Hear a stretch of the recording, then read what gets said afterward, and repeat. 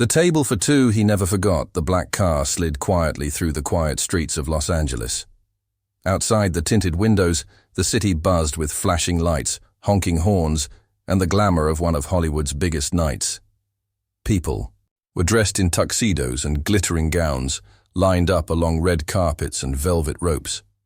Cameras flashed, reporters shouted, fans screamed names. This was the night of the Infinity Gala, an annual celebration of the elite, a place where stars were crowned, deals were made, and futures changed in a single evening. Inside that black car, Keanu Reeves sat in complete silence. His phone buzzed nonstop beside him. Text messages from his manager, notifications from agents, calls from news outlets wanting a quote on what he would be wearing, who he would bring, what speech he might give. But Keanu didn't even glance at the screen. He simply stared out the window at a different direction, not toward the golden lights of the gala, but to a quiet corner of the city, where the light came from a small kitchen window and the smell of freshly cooked rice drifted out to the sidewalk. He remembered the scent before he even arrived. It was jasmine rice, his mother's favorite, cooked with soft lentils and turmeric. A dish she used to make when money was tight and times were even tighter. When Keanu was a child, their meals had been simple, but the love at that table had always been full. Tonight, that same table waited for him. It was the reason he had said no to the $1 million contract, the red carpet, and the cameras. He was going to dinner with his mother. But the story didn't begin with the skipped event. It began months earlier, when his mother fell and broke her hip. It was a cold morning when the call came. Keanu had been on set in Italy, shooting a film about betrayal and revenge, but nothing could have prepared him for the real pain that followed that call. His assistant had said, "She's in surgery. Now, Keanu, but the doctors say it's serious. She'll need months of care." Keanu had stood in the middle of a fake war scene, with prop guns and smoke all around him, but none of that felt real anymore. The only thing that mattered in that moment was a hospital bed in Los Angeles and the woman who had given him everything, even when she had nothing. His mother, Patricia Taylor, had worked 3 jobs at one point: as a costume designer, a waitress, and a part-time cleaner. He remembered those days when she came home late, her hands red from scrubbing hotel floors, her knees bruised from kneeling. She never complained. She never cried in front of him. She only smiled, ruffled his hair, and said, "We'll be okay, Keanu. We always are." Keanu left Italy that night without finishing the shoot. The producers weren't happy. The contract had penalties. The studio sent legal threats. But Keanu didn't care. He had flown home and walked straight into the hospital room where his mother lay, her face pale, but her eyes still sparkling when she saw him. "You're supposed to be filming," she had whispered. "And you're supposed to be dancing," he had joked, tears in his eyes. "But look at us, both rebels now." They had laughed together, and something in that room shifted. He promised her then that he would be there, not just for recovery, but for every dinner, every walk, every therapy session, and every time. She just needed someone to sit quietly beside her. So he stayed. While Hollywood whispered that Keanu Reeves was going quiet, no one really knew the truth. He wasn't disappearing. He was reappearing, in the most human way.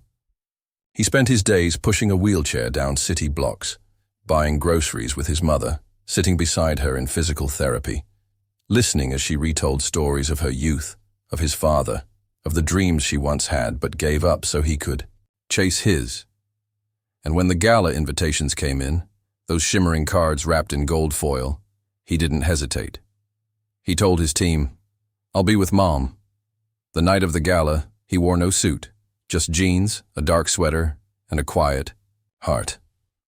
The apartment smelled like onions and garlic, and the tiny table had 2 mismatched plates with floral patterns. He had brought her roses, white ones, because she had once told him they reminded her of snow on Christmas morning back in England. "This must be the most expensive dinner in the city tonight," she teased, placing the flowers in a glass. "The price of peace," he said softly. They ate slowly, like people who knew time was precious. She told him about the neighbor's dog who barked too much, and he told her about the strange woman at the coffee shop who said he looked like that guy from The Matrix. They laughed like old friends, like the years hadn't passed, like fame had never built a wall between them. And when dinner ended, they didn't watch television or scroll through phones. They sat by the window, 2 mugs of tea between them, and watched the sky grow dark. But as the night wore on, something shifted in his mother's voice. She spoke less, her words quieter, her hands slower. "You know," she said, looking down into her tea, "there were nights I didn't eat so." "You could." Keanu's throat tightened. "You were growing. You needed food. I could wait. Hunger's not so bad when you're used to it." He reached out and took her hand. "I didn't know," he whispered. "You weren't supposed to." Outside, the noise of the city was distant. In that moment, it felt like time stood still, for all the awards, applause, and headlines in Keanu's life. None of it compared to the weight of those words. The sacrifices she had made, the dreams she buried, the pain she never shared, all for him. He looked around the tiny kitchen. The linoleum floors, the chipped tiles, the little ceramic owl on the windowsill she had owned since the 70s. And he knew, deep down, that no mansion or stage or premiere could ever hold this kind of beauty. And that was when it happened. The knock at the door, a firm, loud knock. They weren't expecting anyone. Keanu stood, cautious but calm, and opened the door. A man stood there in a tailored suit, holding a tablet and looking surprised. "Mr. Reeves?" "Yes? I'm with the Infinity Committee. We noticed you didn't arrive tonight. And, well, we were sent to deliver this." He handed over the tablet. On the screen was a video feed, a live broadcast from the gala stage. A host was speaking into a microphone, the crowd shimmering behind him. "And though he couldn't join us tonight, we want to recognize a man who defines grace, humility, and strength. Ladies and gentlemen, your Humanitarian Award of the Year goes to Keanu Reeves." Gasps. Applause. The crowd rose to their feet. Keanu stared at the screen, unmoving. His mother peeked around the corner. "What's going on?" she asked. He slowly turned the tablet around and showed her, her eyes filled with tears. "They're cheering for you," she said softly. But Keanu shook his head. "No," he whispered. "They're cheering for you." The man in the suit stood frozen, unsure whether to leave or stay. The applause from the screen echoed faintly in the background. Keanu handed back the tablet and closed the door gently. He returned to the table, sat down, picked up her hand again. "So," he smiled, "what's for dessert?" And that's when her smile faded. "Before dessert," she said, voice trembling, "there's something I need to tell you." Keanu's face changed. "What is it?" She hesitated, looking away. Her eyes shimmered with something deeper than emotion. It was fear. "I've been hiding it from you. Something the doctors found." Keanu's chest tightened. "What? Did they find?" She looked back at him, her lips trembling. "They found something. And it's not good." The words hung in the air like a storm cloud, dark and heavy. Keanu didn't speak, and just like that, the night that was supposed to be a quiet dinner between a mother and son became something else entirely. The diagnosis that changed everything. The silence that followed her words felt like a curtain had dropped over the entire world. Outside, the city lights continued to flicker, and the gentle hum of traffic passed beneath their apartment window. But inside that small kitchen, the air was heavy, frozen between a son and his mother, between love and fear, between the comfort of the moment and the threat of something irreversible. Keanu stared at her, his mind struggling to process the shift. Moments ago, they had been laughing over rice and old memories.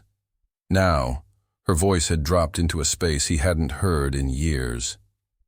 It was the tone of finality, the kind of tone that parents use when they have already accepted something. Something. "And they're trying to protect you from..." She tried to smile, but it didn't reach her eyes. "Don't look like that, Keanu. I'm not gone yet." He swallowed, trying to keep his voice calm. "What did the doctor say?" She gently set her teacup down, her hands trembling just slightly. "It started with the pain in my back a few months ago. I thought it was just age or that silly fall. But it didn't go away. They did more tests, scans, blood work." She paused, her fingers twisting the corner of her napkin. "They found a mass near my pancreas.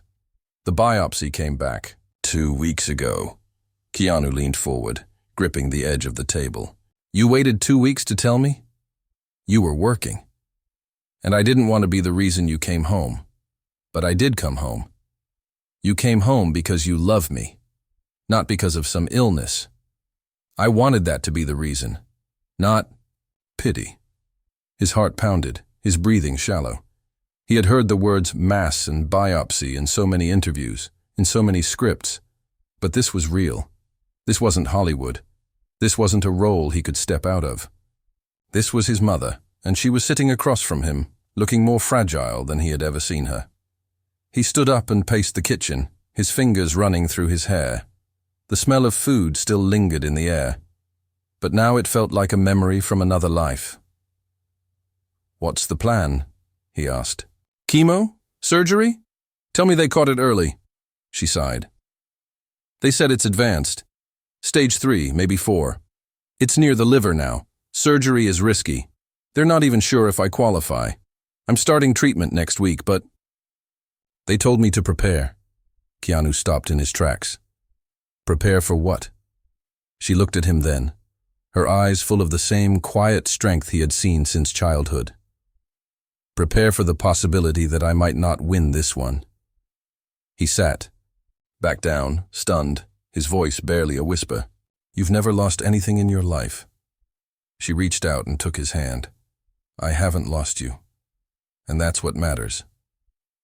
They sat like that for a long time, the news settling between them like dust that refused to move. Keanu thought about all the years she had given him, the years she had gone without sleep or comfort or security, so he could chase a dream in a city that often forgot where people came from. And now, when he finally had everything, fame, money, freedom, he was faced with the one thing he could not control, the one force that didn't care about success or sacrifice: time. The next morning, Keanu canceled everything. He called his team, told the director to shelve the script indefinitely, and turned down 3 talk show appearances, including one that was scheduled for the following night. The media didn't understand. Headlines began to swirl. Keanu Reeves withdraws from projects without explanation. Reeves missing from Hollywood again. Is the star battling depression? None of it mattered to him. He drove his mother to the hospital. Every day, sitting beside her in the treatment center as nurses hooked IV lines into her frail arms. They passed time doing crossword puzzles, playing cards, and sometimes just staring at the walls. The once vibrant woman who had danced through life with fierce determination was slowly shrinking beneath layers of pain. Yet never once did she complain, and in those quiet moments, Keanu learned more about her than he ever had. She told him stories she had never shared before, about the first man who broke her heart before his father, about the years she spent eating instant noodles to keep the lights on, about the time she cried in a supermarket aisle because she didn't have enough change for bread and milk. "Do you know what it's like?" she asked one afternoon. "To feel invisible in the world? Like everything you are is only seen through your child's success?" He looked at her and shook his head. "You were never invisible to me. I know. That's why I kept going." They had conversations like that. Raw, open, painful, beautiful. And through them, Keanu began to realize that the life he had built, the choices he had made, were all pieces of a puzzle shaped by her sacrifices. He wasn't just an actor. He was her legacy, her resilience, her voice that had once gone unheard one day as she rested her head against the hospital pillow. She looked at him and asked, "Can you promise me something? Anything?" When the time comes, don't let the world remember me just as your mother. Tell them who I really was."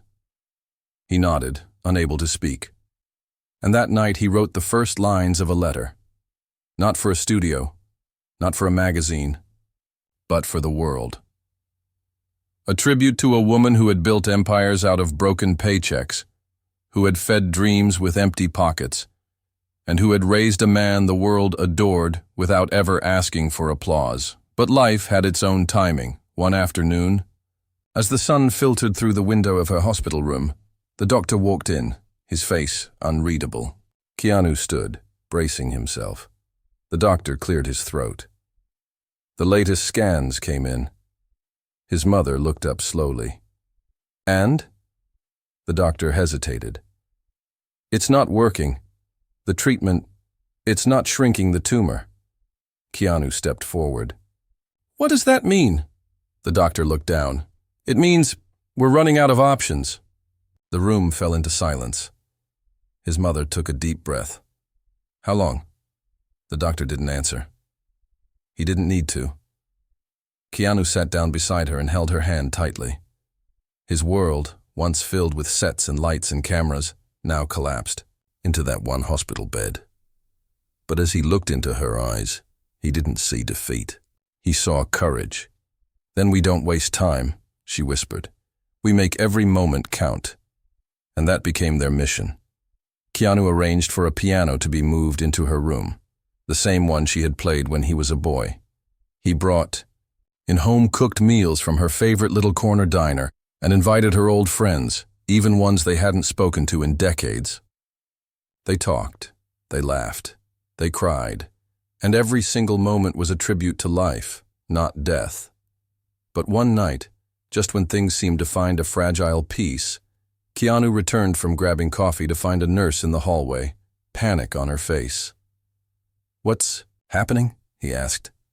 She didn't answer. She ran past him into the room. He dropped the coffee and rushed in. His mother's breathing was labored, her eyes closed, her body shaking. Machines beeped frantically. Nurses crowded around. Someone shouted for oxygen. Keanu froze. He had been there every step. He had prepared himself, or so he thought. But nothing could prepare a man, no matter how strong or famous, for the moment when the woman who gave him life began to fade. He grabbed her hand. "Mom, stay with me. You promised dessert, remember? You still owe me your banana bread." Her lips moved, barely. He leaned closer. "I'm here," he whispered. "Please don't go. Not tonight." And then, in the faintest voice he had ever heard, she whispered something that broke him. The best part was never the bread. It was having someone to bake it for. And her eyes closed. The monitor flatlined. But just as the nurse reached for the sheet, something flickered. A weak pulse returned. The room erupted into chaos. The nurse shouted, "She's still here!" And Keanu, with tears running down his face, whispered, "Then we're not done yet." The heartbeat between two worlds. The slow, steady beeping of the monitor echoed in the hospital room like a soft drumbeat marking the fragile line between life and death. Keanu Reeves sat motionless beside the bed, eyes fixed on his mother's face. Her eyelids trembled faintly, her chest rising and falling with shallow breaths. A few hours earlier, she had flatlined. For a moment that felt like an eternity, her heart had stopped, and the world had gone still. But somehow, against every medical expectation, she had returned. The doctors called it a miracle. They said sometimes the human spirit held on long after the body had given up. Keanu didn't care what they called it. All he knew was that his mother's hand was still in his, warm and real. She hadn't left him, not yet. That night, he didn't sleep. He stayed at her side, listening to the rhythm of her breathing, memorizing the sound like it was a song he would never hear again. Outside the window, the city continued its performance. Traffic moved, lights flickered, people laughed, unaware that in this small room, time had slowed to a heartbeat. "Morning." She opened her eyes. "Still here," she whispered, her voice dry and tired. Keanu smiled, though his face was pale with worry. "Of course you are. I wasn't done with you yet." Her lips curled upward. "And here I thought I was in heaven. You're far too dramatic to be an angel." He laughed, a sound filled with relief and raw emotion. The doctors came in, surprised at her stability. They didn't offer false hope, but they spoke with more care now, as if they too had witnessed something beyond their control. She was stable, but not improving. They explained she could linger for weeks, or pass at any moment. It was unpredictable. Keanu didn't leave the hospital again. He moved into the chair beside her bed, made friends with the nurses, and memorized the menu of the hospital cafeteria. Every morning, he brought her flowers, not from florists, but from small street vendors, who wrapped their bouquets in newspaper and smiles. He read to her from her favorite novels, played her old records on a portable player, and even downloaded videos of her favorite British sitcoms from the 80s.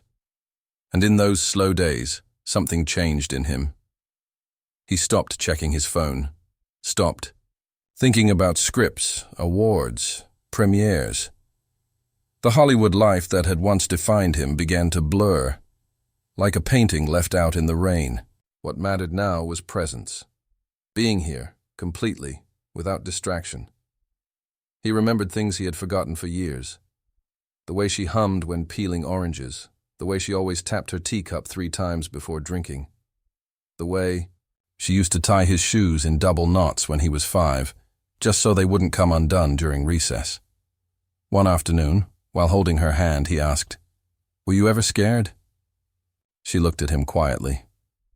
"Not of dying, but of leaving you alone." He blinked back tears. "You never left me alone, Mom. Not once." "I know," she said. "But you've always carried the weight of others. Even when you were a boy, you tried to make everyone feel okay. I just wish you let someone carry you once in a while." Her words hit him deeper than she could have known. All his life, Keanu had been the quiet strength in the room, the calm in chaos, the shoulder for others. He had buried his grief, masked his losses, and kept walking through the storms. People called it stoicism. But it was more than that.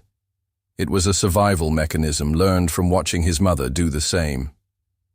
As the days passed, she grew weaker. Her voice became softer, her hands colder. The doctors hinted gently that the end might be near. One nurse, a kind woman named Lucy, pulled Keanu aside and said, "Sometimes people hold on because they're waiting for something, or someone." Keanu looked down the hallway at the pale sunlight streaming through the stained hospital windows. "She's not waiting," he said. "She's teaching." "Teaching?" Lucy asked. He nodded. How to say goodbye the right way. But deep inside, he wasn't ready. He still hoped, still searched her face every morning for signs of strength, for the fire she had always carried. Until one night, everything changed. It was a Thursday. The moon was bright outside, casting a silver glow across the linoleum floor. She hadn't opened her eyes all day. The nurses told Keanu to prepare himself. Still, he stayed at her side, reading aloud from an old notebook she used to keep. It was filled with poetry. Her own writing. Something he had discovered only recently in a box beneath her bed. One poem in particular struck him. It read, "I raised a boy who carried stars in his pockets while I walked with holes in my shoes. He never knew the price of light, only that the world was brighter when he smiled." Keanu closed the notebook, tears sliding down his face. "You wrote that about me, didn't you?" he whispered. "You gave up everything so I could shine." The monitor beeped quietly. He leaned closer, brushing her hair from her forehead. "You don't have to stay for me. I'll be okay. I'll carry you with me, always." Her breathing changed, slower now, deeper. He held her hand tighter. "But if you want to stay a little longer, Mom, just for one more story. I'd really love that. Suddenly, her fingers twitched. He looked up. Her eyes opened. Barely, but they did. I want to see the ocean, she whispered. What? Before I go. I want to feel the breeze, the salt. I want to hear the waves. Keanu stood. Then we're leaving. Now. Keanu. The nurse began to protest. No, he said. We're going. I don't care what rules I break. Within the hour, he had arranged a private ambulance, a nurse on standby, and a portable monitor. It wasn't easy. There were permissions, forms, arguments with hospital administrators, but none of it mattered. Keanu was relentless, and just before sunrise, with the sky painted in strokes of pink and gold, he wheeled his mother down a quiet stretch of Malibu beach. She wore a shawl, her favorite one, the red one she had knitted during his first acting job. The wind was gentle, the air smelled like salt and freedom, and the waves crashed softly in rhythm with her heartbeat. He sat beside her, their chairs facing the water. This, she whispered, this is heaven. He looked at her, memorizing every wrinkle, every line, every shadow on her face. Then stay in it, he said. She smiled faintly. Don't cry when I'm gone, she said. Cry now and let it go. Later you live, and you love. He wanted to say something, anything. But his voice broke, and then she closed her eyes. No alarms. No panic, just peace. He held her hand as the sun rose higher. He didn't need to look at the monitor. He already knew. And yet, she had given him something more powerful than grief. A goodbye wrapped in grace, a farewell delivered with poetry. He leaned down and whispered, "Thank you for everything. I'll tell them who you really were." And as the sun lit the water in golden fire, Keanu Reeves sat alone by the ocean, a son no longer holding his mother's hand, but forever holding her in his heart. A promise to her silence, the days that followed were unlike anything Keanu Reeves had ever known. Not because he hadn't felt pain before. He had. He had lost friends, lovers, even strangers who left an impression on his soul. But this was different. The world was quieter now. Colors looked faded. Time didn't move forward so much as it hovered, holding him in a space between memory and reality. The ocean had taken her, not physically, but spiritually. It had been her final wish, and Keanu had granted it without hesitation. She passed, in his arms with the sound of waves as her last lullaby, her heartbeat fading in rhythm with the tide. There were no final gasps, no fear in her expression, just peace, as if she had waited all her life for that one perfect goodbye. He stayed at the beach long after the medical team had taken her body, not to mourn, but to remember. He dug his heels into the sand like he had when he was 5, and she brought him here in the middle of winter just to watch the seagulls fly. She had told him once that the ocean knew how to keep secrets, and now it held hers. Keanu didn't go home that night. Instead, he checked into a small motel by the coast, a place with creaky floors, rusted faucets, and curtains that didn't close all the way. It reminded him of their early years, when his mother could barely afford rent, and they moved from one apartment to another, always packing their lives into cardboard boxes and hopeful smiles. He didn't call anyone, didn't release a statement, didn't post a tribute. Not yet. The world didn't know she was gone. The tabloids still speculated on his absence from Hollywood, some guessing that he was secretly filming in Europe, others saying he was taking a break from acting to write. None of them knew the truth, and he wasn't ready to share it. But late one night, in that dim motel room, he opened her notebook again, the same one filled with her handwritten poems. He flipped to the last page, the one that had been torn and taped back in years ago. He had always skipped it because it looked unfinished, but now, for the first time, he read it. If you find this page, then I am already quiet. Do not listen for my voice in the wind. Instead, listen to the strength in your own. I raised you not to need me forever, but to carry me when silence comes. Keanu closed the notebook slowly. She had prepared for this moment in her own way, not with drama or dread, but with calm, unwavering intention. She had accepted what he hadn't yet, that death was not the end, but a transition, and that love didn't disappear with the body. It lived on in the choices made after the goodbye. That was when Keanu made his decision. He wouldn't hold a lavish funeral. There would be no cameras, no press, no red carpet elegy with black suits and rehearsed speeches. Instead, he would honor her memory the way she had lived, quietly, honestly, with meaning. He returned to the small apartment where she had spent her final months. Everything was exactly as they had left it.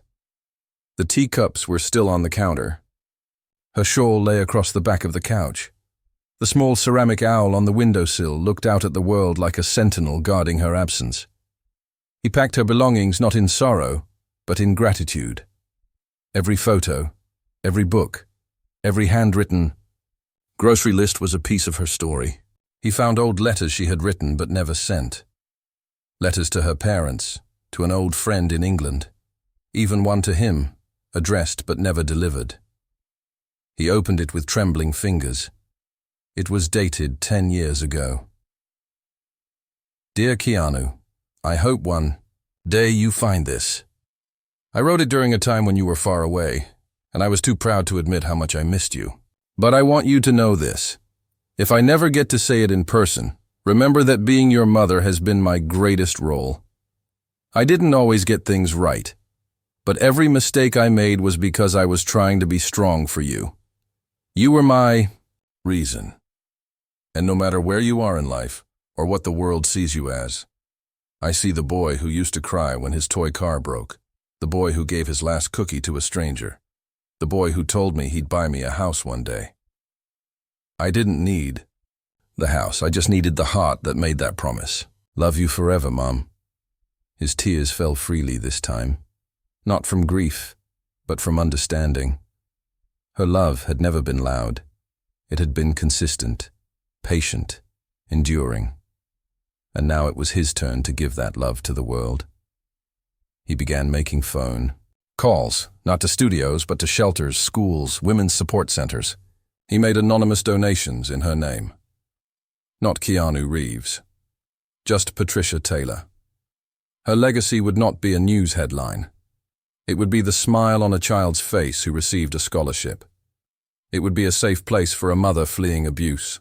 It would be a community garden in a forgotten neighborhood, planted in her honor. One of the first things he funded was a small performing arts program in a low-income school district, because she had once dreamed of being a dancer. She gave up that dream to raise him. Now, through that program, girls who had never taken a class before would get their first pair of ballet shoes. He visited the school quietly, without a camera crew or publicist. He watched from the back as a little girl twirled in a pink tutu, too big for her, her laughter echoing off the studio walls. In that moment, Keanu saw his mother. Not the woman in the hospital bed, but the girl she once was, dancing without fear, full of dreams she never stopped believing in. The principal approached him afterward and said, "Most donors never visit, especially not celebrities." Keanu looked at the kids playing outside. "This isn't charity," he said. "It's a promise." And still, he hadn't said a word to the world about her passing. Not until he stood on a small stage months later, invited to a community awards night where he was to be honored for his contributions. He didn't want the spotlight, but he accepted because it gave him the chance to do what he had promised, tell the world who his mother really was. As he stepped up to the microphone, the room fell silent. He looked out at the crowd. Not Hollywood. Elites, but teachers, volunteers, children, parents, real people. The kind of people his mother had been. He took a breath. "I'm here tonight not because of what I've done," he began, his voice steady but soft, "but because of who raised me. He paused. My mother passed away quietly. There were no headlines, no tributes. She wasn't a celebrity, but she was the reason I ever became one. He shared pieces of her story, not the pain, but the power. How she worked 3 jobs, how she gave more than she had, how she taught him that kindness was never weakness, and that humility didn't mean silence, it meant strength. She once told me, he said, that if I ever found her notebook after she was gone, I'd understand everything. I found it. And now I want to share it. He read one of her poems aloud, one that spoke of struggle and hope. The room was quiet, but not empty. People were weeping, smiling, holding hands. So tonight, he finished, I ask you not to remember me. Remember her, not the mother of Keanu Reeves, just Patricia, a woman who lived with grace and left with dignity. When he stepped down from the stage, the applause was different. Not loud, not thunderous, just soft, respectful, and real. And as he sat back down, he felt something shift inside him, a peace he hadn't known in months. But just as he was ready to begin moving forward, something unexpected happened. A letter arrived, not addressed to him, not recent. It had been mailed decades ago, postmarked from England. And inside, written in handwriting he didn't recognize, were the words, "To the child I never got to meet. But who carries a piece of me anyway?" Keanu's heart stopped. Who was it from? And what secret had been buried all this time? The letter from a stranger who knew his name. The letter lay on the kitchen table, aged and yellowing at the edges. The paper thin, as if it had held its breath for decades waiting to be read. Keanu Reeves sat in silence, fingers hovering above, the envelope like it might vanish if touched. The return address was long faded, smeared by time or weather, or maybe the tears of someone who once hesitated to send it. It had come to him not through a fan, a journalist, or a manager, but through the executor of a small estate in England, who tracked him down after reviewing an old will connected to his mother's distant cousin. He had no idea what to expect. He gently unfolded the paper inside. The handwriting was slanted, a little shaky, written with the kind of care people give when they know they may only get one chance to say something important. To the child I never got to meet, but who carries a piece of me anyway? His eyes froze on that first line. It was dated from the late 1980s. The signature was at the bottom, Daniel Taylor. He stared at the name, Daniel, his mother's brother. No, he didn't have one. She had never spoken of a sibling. His grandfather, then? No. She had said he died when she was young. He kept reading. I am your mother's father. She may have told you I was gone, and in many ways, she was right. I left long before you were born, not because I didn't care, but because I was broken. I had no money, no pride, no strength left to be the man she needed.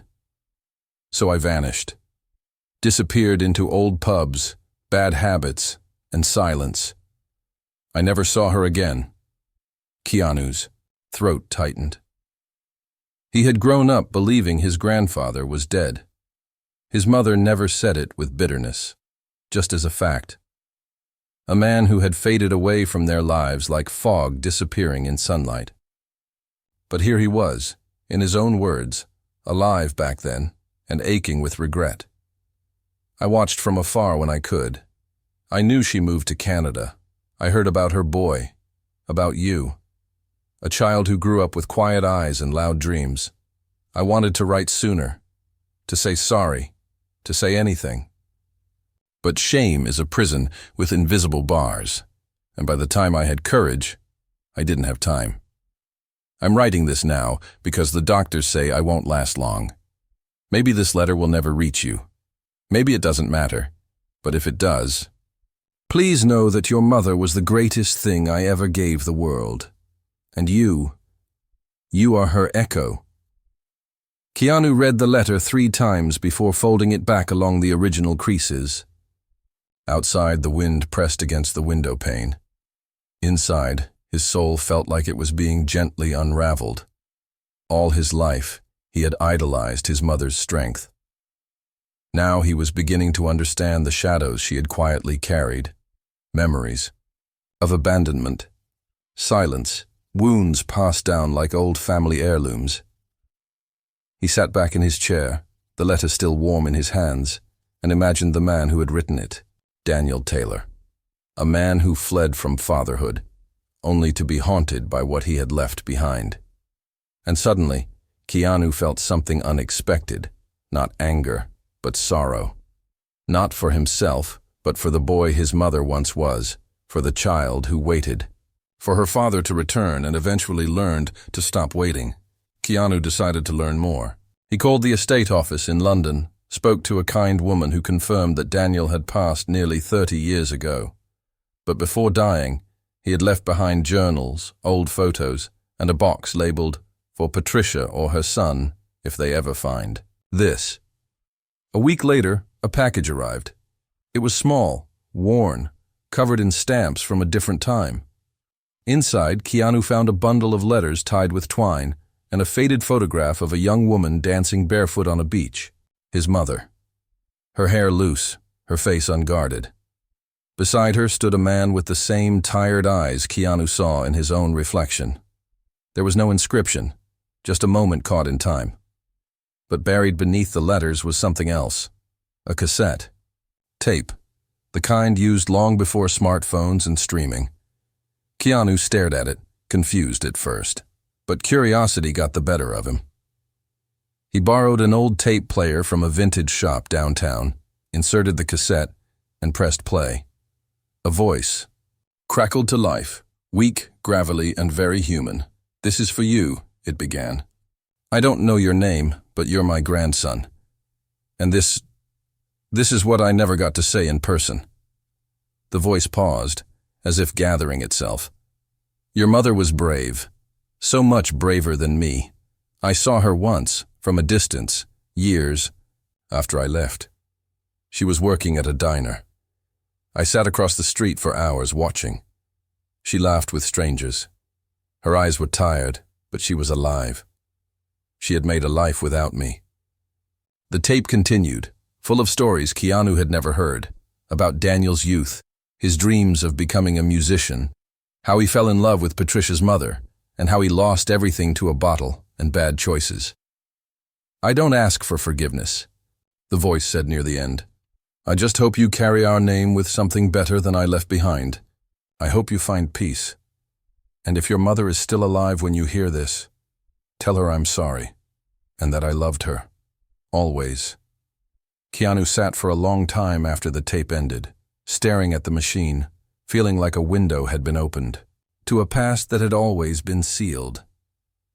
He realized now why his mother never spoke of her father, not out of hatred, but out of protection. She had tried to shield him from that pain, and in doing so, she had borne it alone. He looked at the photo. Again, her smile, the light in her eyes. She had chosen not to pass on bitterness. She had broken the cycle, raised him with compassion, not revenge. That was her gift, and now it was his turn to honor it. That night, Keanu wrote a letter of his own, not for the press, not for a book, but for a future child he might one day know. A letter that said, "I want you to know where you come from. Not just the triumphs, but the truth. We come from people who have hurt and healed, who have lost and still loved. Your great-grandmother gave more than she had. Your great-grandfather failed, but found his voice before the end. And your grandmother, Patricia, was the fire that kept us all warm. I carry her every day. And now, I carry you." When he sealed the letter, he placed it in the same box with his mother's poems and Daniel's tape. He locked it away, not to forget, but to preserve. To protect a legacy built on quiet strength. But just as he closed the lid, his phone buzzed. "An unknown number," he answered. A voice on the other end spoke softly. "Mr. Reeves, I think we have something that belonged to your mother. Something she left behind, a long time ago. In London." Keanu's heart skipped. "What is it?" He asked. The voice hesitated. It's not something we can explain over the phone, but you need to see it. The room she left behind, the flight to London, was quiet. Keanu Reeves sat by the window, his reflection caught between night and altitude. Clouds drifted below like memories. He didn't sleep. Instead, he kept thinking about the voice on the phone, the way it had trembled with restraint. Something she left behind. Those words had lingered in his mind ever since, hovering like an unfinished sentence. He landed in the early hours of the morning. The city was grey, wrapped in a soft fog, its streets still asleep. A driver met him at the airport and guided him through the silent city to a neighborhood on the edge of Camden. Old brick buildings, narrow roads, the scent of rain still clinging to the pavement. They stopped in front of a modest red building, the kind of place easily overlooked, like so many lives in London. An elderly woman stood waiting outside the door, her hands folded, eyes filled with familiarity. She introduced herself as Margaret Davies, a friend of Patricia's from many years ago. She was staying with me, Margaret said quietly, unlocking the door. Just before she left for Canada. She didn't have much back then. Just a suitcase, a notebook, and one secret she never shared fully. Keanu followed her up the narrow staircase, heart pounding with the rhythm of questions. They stopped at the third floor. Margaret opened the door to a small flat, no bigger than a studio. Dust danced in the air, furniture covered in white cloths, but it wasn't lifeless. It felt paused, as though time had simply stepped out for tea and might return any moment. This was hers, Margaret said. For a while, before you were born. Keanu walked in slowly. On one wall hung a faded photo, his mother in her 20s. Hair pinned up, wearing an apron, smiling at something outside the frame. Next to it was a corkboard filled with clippings, receipts, and a torn theater ticket. But it was the corner desk that drew him in. It was untouched, just as she had left it. On the desk lay a sealed envelope, yellowed, brittle, addressed not to him, but to Emily. Who's Emily? He asked, his voice barely a whisper. Margaret exhaled. That's the part she never told you. Keanu's chest tightened. Your mother. She had a daughter. Before you, a baby girl. She gave her up when she was just 19, said she couldn't raise a child on her own in the state she was in. It broke her. But she did it because she wanted the girl to have a chance. She never spoke of her again, except once. She said, "If I ever get another child, I'll do it differently." He felt the ground shift beneath him. A sister, a name that had never been mentioned. Emily. Margaret handed him another small box from a drawer.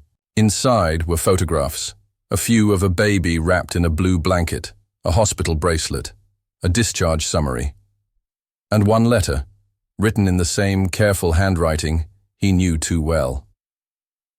To my daughter, Emily, it began. If you ever find this, I want you to know you were not abandoned. You were loved before you took your first breath. I made a choice that tore me in half, but I made it so you could be whole. I hope you've grown into someone kind, someone strong, and I hope one day you forgive me. Keanu sat down, overwhelmed by the layers of his mother's story unraveling around him. She had carried this pain her whole life, not with bitterness, not with guilt, but with a quiet hope that someday the truth would rise. He took the letters and photographs back to his hotel that night. He didn't sleep. Instead, he stayed awake reading every word, memorizing every image. He felt something inside him change, a widening of the heart. His mother had been a warrior of love, and now it was his duty to carry forward not just her memory, but her unfinished story. Back in Los Angeles, Keanu began the search.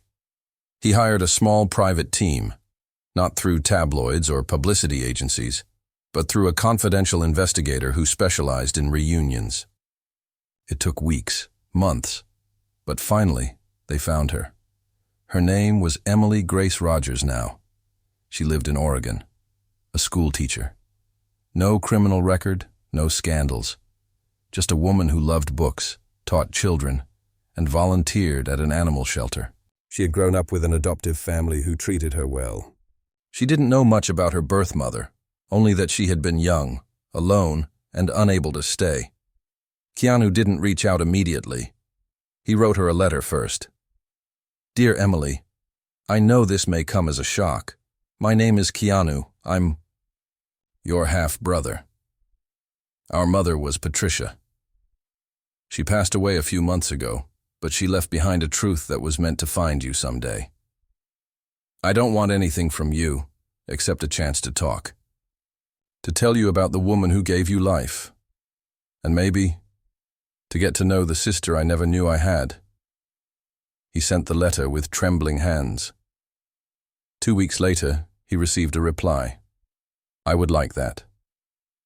Emily." They met on a quiet afternoon. In a cafe in Portland. She walked in wearing a soft green sweater, a book tucked under one arm. She had their mother's eyes. That same mixture of clarity and sadness. When she saw him, she paused, unsure whether to hug him or simply say hello. Keanu stood, tears already in his eyes, and she embraced him without a word. They talked for hours about their lives, about their mother, about what it meant to live with unanswered questions and how powerful it was to finally receive an answer. "She kept your photo," he told her, showing the baby picture. Emily cried. "I used to dream about her face," she whispered. "I didn't know if I had imagined her." "You didn't," Keanu said. "She imagined you every day." In the months that followed, Keanu introduced Emily to the life their mother had lived. Not the glamorous life the world knew him for, but the real one. He took her to the apartment, to the beach, to the little corner diner where Patricia used to eat pancakes with strawberries on top. They sat on the same bench by the ocean where their mother had breathed her last. And one evening, as they stood together under a sky full of stars, Emily said, "I thought I had no roots, no history. But now I know. I come from someone who loved fiercely, and someone who never gave up." Keanu nodded. "So do I." Later that year, he published a private memoir, not through a publisher, but a single printed edition. It was not for sale, only for family. The cover was simple, white, no title. Inside were her poems, his letters, Daniel's voice, and Emily's first words to him. At the end of the book was one final page. It read, "I skipped $1 million event not to make a statement, not to prove a point, but because the richest moment of my life was dinner with my mother. And through her final meal, her final breath, her final silence, she gave me the most priceless gift of all, not fame, not fortune, but the truth of who we are.